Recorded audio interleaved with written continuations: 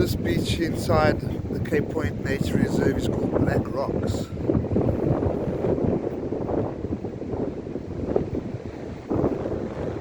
a windy August day in Cape Town.